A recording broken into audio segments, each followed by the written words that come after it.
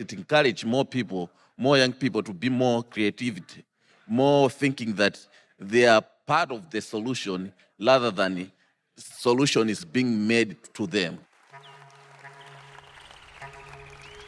The people that I'm going to introduce in just a moment really do share an enormous amount of insight and a belief in how much young people can teach us and inspire us and bring forward their creativity and curiosity and courage to help change the world that we're going to have in the future.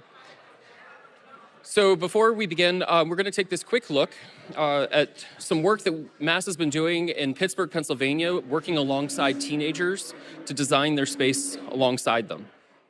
This is your chance to let them know what y'all want to see in y'all space. We don't want to attract kids to downtown. We want to attract the kids that are downtown. We want to enable them an opportunity, even if it's just for 1 hour, to be safe, to get something wholesome in their systems.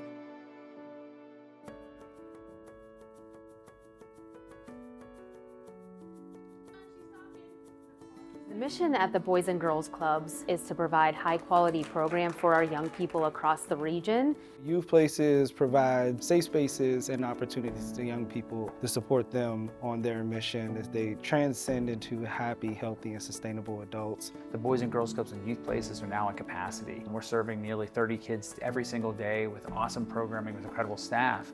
But the demand for our services is significantly more than that. And we know what we do now is just a drop in the bucket. A little dot, or making new prototypes of those. I like that. They were telling about all the rooms that they want in the teen center. It was enjoyable seeing the excitement they had.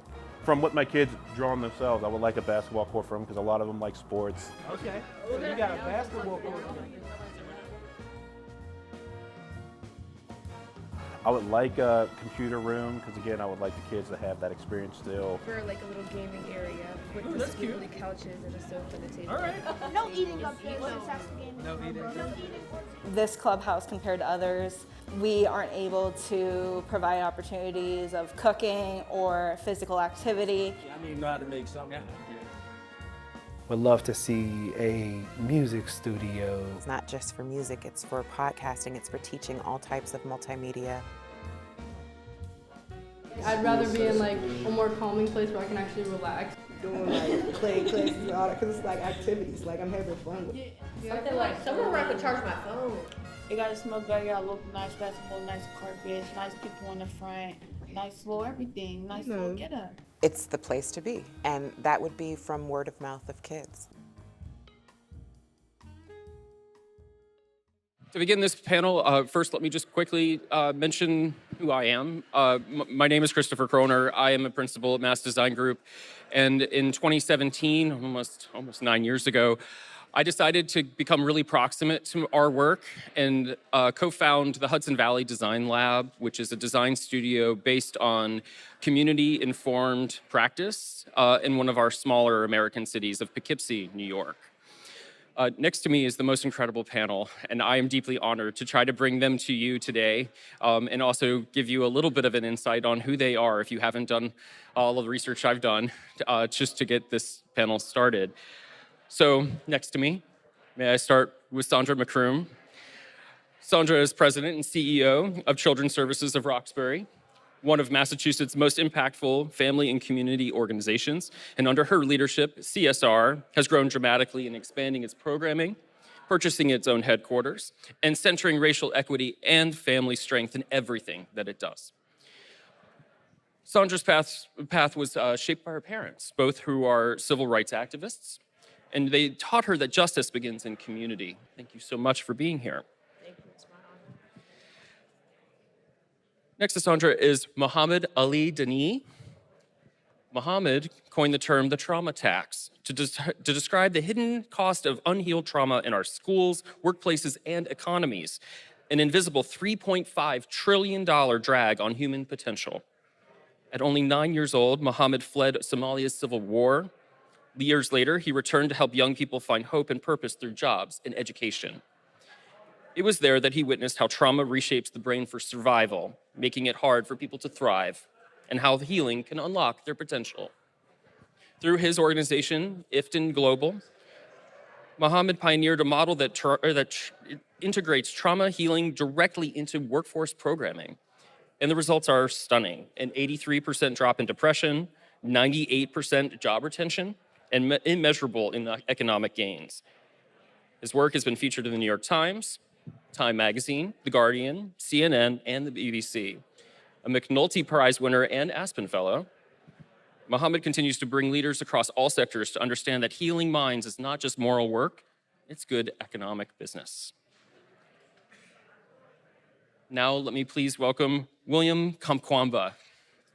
At just 14 years old, William built a working windmill from spare parts and scrap metal to bring electricity and irrigation to his village in Malawi. His invention, changed his entire family's life and ultimately his country's story. His journey was captured in the best-selling book and Netflix film, The Boy Who Harnessed the Wind. William believes deeply that talent is universal, but opportunity is not. That belief led him to co-found Moving Windmills, a foundation that partners with communities across Malawi to co-create practical, sustainable solutions from solar-powered water systems to new learning centers and mentorship programming. And through his work, William continues to inspire millions of us and young people across the world to see creativity as a tool for survival, for hope, and for dignity, showing what happens when curiosity meets opportunity. And finally, it is also my great honor to have Geraldine Laybourne, a dear friend.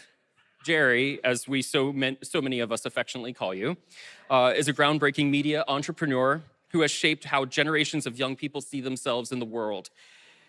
She led the team that created Nickelodeon and Nick at Night, transforming children's television into a space where kids were not just an audience, but a voice. After working with Disney Imagineers to later envision the future of television and the internet, she later co-founded Oxygen Network with Oprah Winfrey, building a network for a new kind of viewer, a young woman looking for authenticity, purpose, and a connection. Yes, power! Named as one of Time Magazine's most influential people and inducted into the Television Hall of Fame, Jerry has always been driven by one question: what do people truly need, and how can we listen better to them? She has turned her visionary energy towards early education. With partners from Vassar College, she has co-founded Day One Early Learning Community, and an innovative model that is reimagining childcare as a collaborative space for families, teachers, and children to thrive together. And her career, from teaching in classrooms to reshifting the entire global media structure, is a testament to her lifelong commitment to empowering children and for those who care for them. So each one of these extraordinary leaders, I think, is asking the best way to think about working alongside children is to actually work with them. And inspired by Sandra's kind of exercises with her own group, we would like to ask each one of our panelists just to begin about their launch pad, how they got their beginning and their start. And so when you think about yourself, you're like your former younger self, can you tell us how or what gave you the confidence that your ideas mattered? And Jerry, maybe I'll start with you. Is this on? Yes. Can you hear me? I think I was an incredible nerd as a kid. I just have to explain that to you. I wrote away for brochures from different countries, and then my hobby was filing it in alphabetical order. So you might think, wow, she came a long way to get Nickelodeon on the air. I was raised by kids. I was raised by my kids. I was raised by the kids I taught. I listened, I respected, I defended. I was an obnoxious teacher, and I was obnoxious not to the kids, but to anybody who denigrated them. Because, anyway, I brought some crazy ideas to the cable world. One is you should love your customer. That is not a sentiment in broadcast TV. You must love your customer. You must trust them and respect them and challenge them and move them along.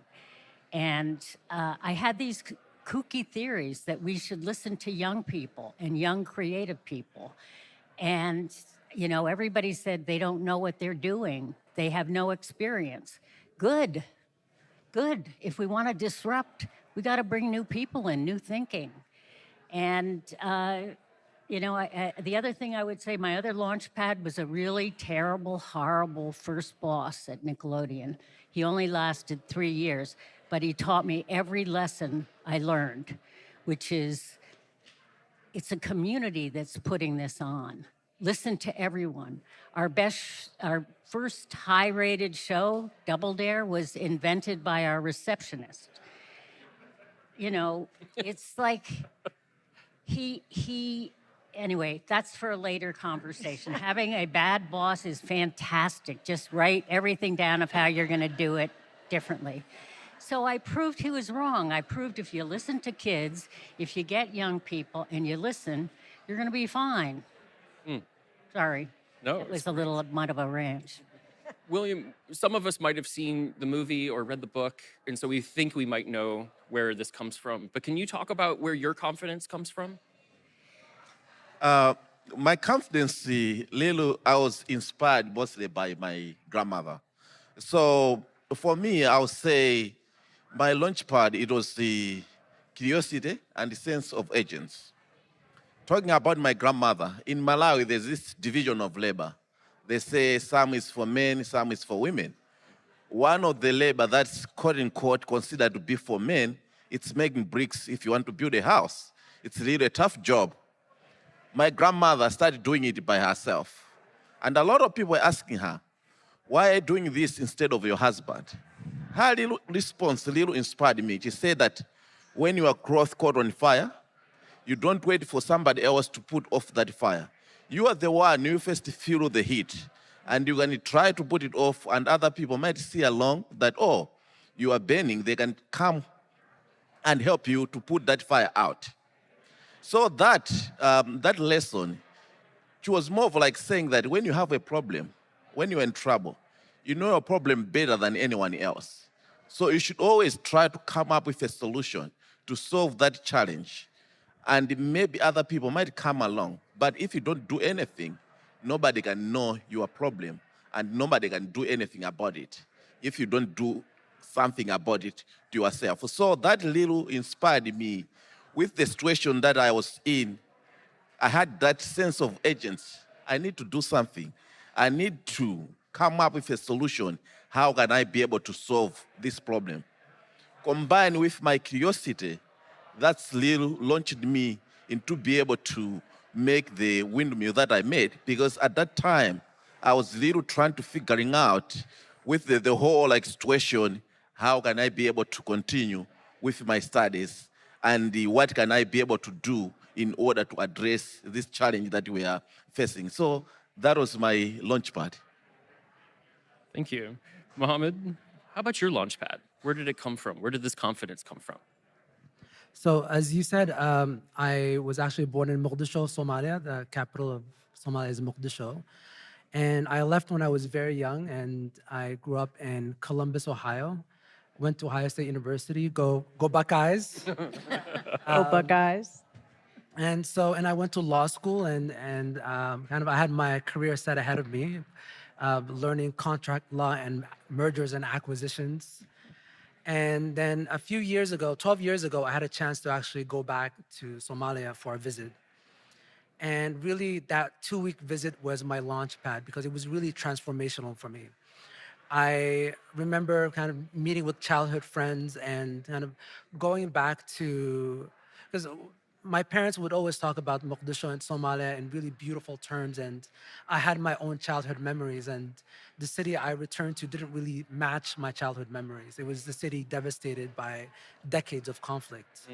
And I remember standing before my childhood home and looking at the bullet-ridden walls and thinking, like, this could have been my life. This could have been the life I would have led if I had not been on one of the last commercial flights out of the city. Wow. And so, like William, I felt this urgency. There was like 70% of the population in Somalia is under the age of 30. and almost 70% is unemployed. And so just during those 2 weeks, I felt this sense of urgency to kind of do something. And I don't think it was doom and gloom. I wouldn't have gone back if I didn't see opportunity and potential. And I remember meeting with this young man. So in Somalia, electricity is diesel generated. So 1 kilowatt of electricity in Mogadishu is about $1. So in the US, it's like 5 cents. So if you have an espresso machine and you're at a restaurant and you're trying to make a cappuccino, it's going to cost like $6 or $7 if you're using it constantly. Incidentally, I paid for $6 for a cappuccino this morning, which is crazy to me. And so this young man, then what he did was he removed the electrical components of an espresso machine and installed the charcoal components and started selling it to all of the local restaurants who are then using these espresso machines repeatedly. And so, yeah, I saw this potential, this resilience, despite all of these challenges, and that was kind of the motivation for me to go back. I started my organization as a side project, and that slowly and surely took over my life, and then I ended up going back to Somalia full-time. Thank you. Sandra, can you tell us about your launchpad? Yeah, I said go Buckeyes because I too am from Ohio. Born in Cincinnati, but grew up in a small town. Most people hear about Youngstown because it is sort of the epitome of the Midwest industry. When I grew up, there were a lot of folks in Youngstown who had jobs at like Firestone, GM. We made parts. We made parts for all of the cars being built in Michigan. So it was but what launched me is the reason my family had to move to Youngstown. And it's because my father, who was born in 1932 in Memphis, Tennessee, so right at towards the end of the Depression, the Second World War was afoot. And he, you can just imagine, Southern Memphis, Southern America, Memphis, Tennessee. And he got assaulted is a very nice word, by some teenage boys who said that he didn't belong there. He shouldn't be there. They called him every name but the child of God. And you can imagine the language that they used. And he was smart enough to not get killed, literally balled his fist up and was angry, steam coming from his ears. And they kept saying to him, they would say, "Nigga, what you gonna do?" And my father grew up with this sense of, let me show you what this Black man can do. He ended up going to law school, Case Western Reserve in Ohio after a short time in the Navy. But the point about that story is that I grew up with parents working in the civil rights movement. From an experience like that, that's what launched my father, the motivation to show the excellence that Black people could bring this country, despite the way they, and we, I would say, continue to be treated in some cases. And it launched this real sense of justice, this real sense of perseverance. My father said, you can't get mad about it, you gotta be about it. And I think that is what launched me. Sitting at the foot of my parents, and my mother, who just turned 89, I live with. So to hear her seeing what's happening in the country and saying, we fought that fight, 3 decades ago. I thought we were good. And that continues to be a central motivator for me. Thank you. So I understand that we have almost the amount of time that we were planning for. But we want to change this up a little bit. And rather than having just us do some pre-recorded, pre-thought, pre-gamed conversations, we have some special guests who came in just for for this wonderful breakout session to get to know these incredible speakers. And so these students from Boston Latin have come here, and I'd like to actually do something totally off script and ask them if they have some questions that they would like to ask the speakers. And so I'd like to see how we react to these live, Abundant Futures Live. I believe you had the first question. So please introduce yourself and then read your question. Thank you so much. My name is Chloe Athanasopoulos, and all of the work that you do and the panelists we were just listening to focuses on how design can improve people's lives. And a big aspect of that is creating spaces that promotes community building. And just like the video we were just watching, it immediately made me think of third spaces, like that teen recreational educational space. And so my question was, in a world with limited resources, how can we move forward in creating third spaces that promote civic engagement like the one we were just watching, considering both sustainability and affordability? Thank you. Jerry, would you like to start? So I am an unofficial, self-appointed ambassador for mass design. I need to clarify that. I've worked with Chris Kroner.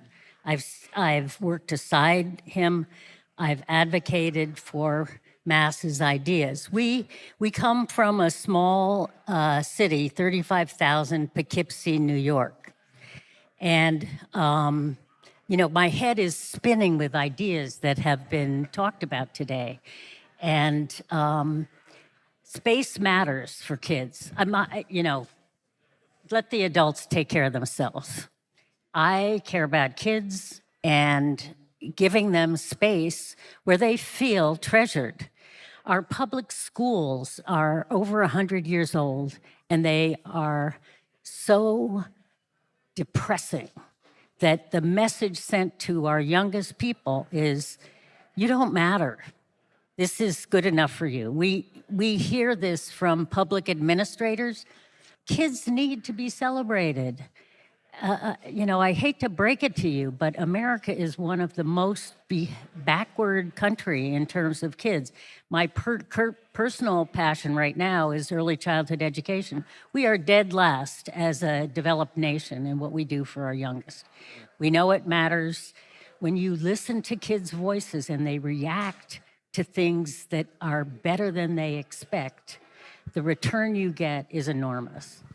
When you give a space to young people, space that they feel like they belong to, that they can feel and being able to learn from what they are trying to do, if they fail, learning from it and move forward, saying how can I go, what can I learn from the failure that I did without being shameful that, oh, you failed. That's, if you live in that space where kind of discourage young people, because if you feel like if I fail, everybody else is gonna be laughing at me.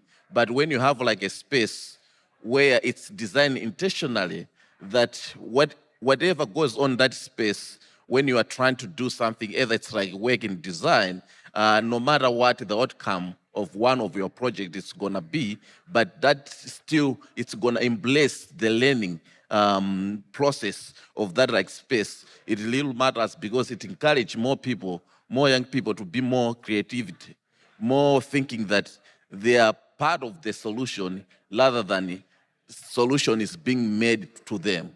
But they think that they can be able to explore everything with that space when it's designed in the mind of the end user. So to me, that space really matters. That's the part of the work that we are doing at Moving Windmills. We want to build that space. We are wanting to build the innovation center where we can allow young people to come in, to experiment, to design, and being able to connect them with other young people from all over the world, or connect them with the mentors that they can help them to design a solution to the everyday challenge. So special does matter.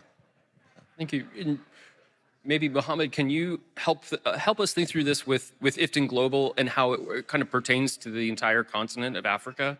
Like when you start to see these places for social entrepreneurship and third spaces that can empower people, what does that need? What kind of spaces are making that possible? Yeah, so space is really important. Just to kind of go back a bit, kind of the work that we do. I think when I first went back to Somalia, I think the mistake I made was I didn't listen. I didn't ask what do youth need, and so our initial focus was really on job creation and poverty reduction and entrepreneurship. And the mistake that we made was thinking that young people live in a vacuum, and young people live in a community that it either promotes or inhibits their ability to move forward. And so for a lot of the young people in Somalia, and in fact, throughout the continent in Africa, there's a great deal of trauma. So in Somalia, it's about a quarter of the people are suffering from PTSD. There's 2 billion people that live in conflict zones, and a quarter of them have PTSD. If you think about it, that's a quarter of the world's population. And so we saw a high failure rate in our classrooms, in our businesses. People weren't staying in jobs. And we started providing mental health support alongside the job creation.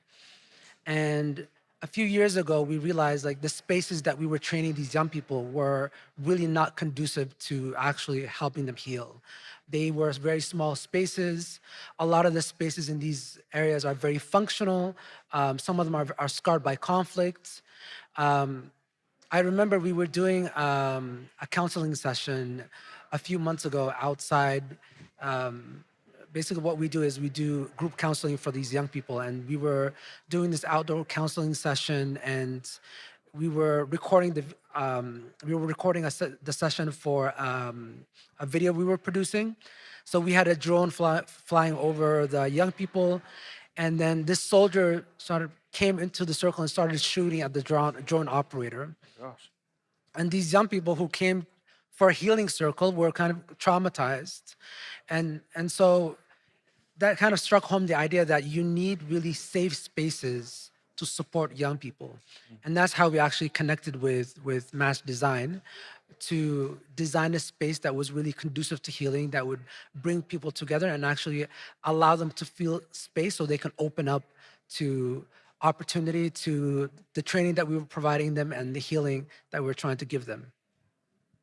Beautiful. And for Sandra, maybe you can just tell us a bit about the mission of your space that you're trying to create with Children's Services of Roxbury. Yeah, I too am a huge fan, and when Mass Design says, well, when they call on you, you just say yes, is all I'll say, because I found them to be remarkable. So in 2021, Children's Services of Roxbury purchased the building that we were in, and it's right on Dudley Street in Roxbury. And it really is 2 buildings that are not physically connected. And we use both of those buildings, so you have to go outside of one and into the other. And that kind of both physical and mental separation really plays a role in how people function together, how the space flows, and what we're working on with Mass Design. And thank you for using the question about how did you get launched, because all of us here have a story about what influenced us. How did you become an architect? How did you come to found Nickelodeon? How did you capture the wind? Wow. Okay, so all of that, we wanted space in order to have young people thrive. And in the 2 buildings, it didn't exist. And what we decided to do was create the entire first floor to be child and family centric. So everything on the first floor is to be welcoming for families. There are book nooks, there are maker spaces. We work with Boston Children's Museum to create a space so that when people walk through the door, they feel welcome. There are hubs that are designed in a circle. Earlier today, we heard about spaces like that. The use of color is all informed by a building that heals and is trauma-informed, from the materials we use, which are sustainable, to the colors that we chose. Fantastic. I think we have just a few minutes left. So if there's another question, I'm going to pose it up, but it might be a volunteer, not the whole panel to answer. Is it your question? Yeah. Please introduce yourself. Hi, my name is Daphne Athanasopoulos. You guys are all such inspirations. My question is, what advice do you have for young people at this scary historical moment where so many and diverse communities are under attack? And what does civic engagement look like now? Thank you, Daphne. Who would like to take that? Does anybody have any advice? I have advice for young people. Well, please. Your brains are not going to get much better than they are right now. And so don't wait around for your elders to have original ideas. I just want to say, I checked whether that was actually accurate. I know you're not in your 20s yet, but your 20s are you're going to peak in your 20s. So don't think somebody else is coming up with a solution. Most people who are disruptive and effective come up with their original ideas between 20 and 29. And then they spend the rest of their lives just living the whole, trying to prove they were right. And I just say that because a lot is being left in really bad shape for you. And the ideas that AI is opening, that the problems we've created and left are terrible, that sounds like opportunity. And I really hope you guys think hard and you nurture your brains. I would say be fearless. Be fearless. In a plenary session a few moments ago, we talked about even your posture. I keep thinking I got to sit up better. Yeah. But to hold your head up and know that we adults depend on you. We really, really do. Your energy, your thoughtfulness. And I would say be fearless. And, I believe that God didn't give me a spirit of fear, right? But of love and compassion and the ability to stand up to bullies in a way that, my father said, don't get mad about it, be about it. And I'm asking you to keep being about it, keep making sure your voice truly, truly matters.